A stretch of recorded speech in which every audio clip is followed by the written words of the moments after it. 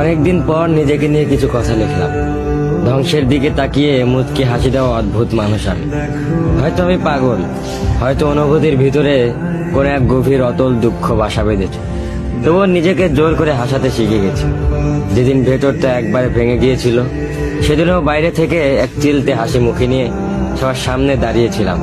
কষ্টগুলোকে আমি বন্ধু বানিয়েছি, একাকিত্বকে আপন করে নিয়েছি।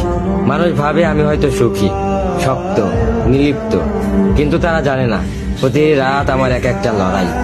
নিজেকে নিজেই বুঝিয়ে রাখি তুই ভালো আছিস, অথচ আমি জানি আমি ভালো নেই।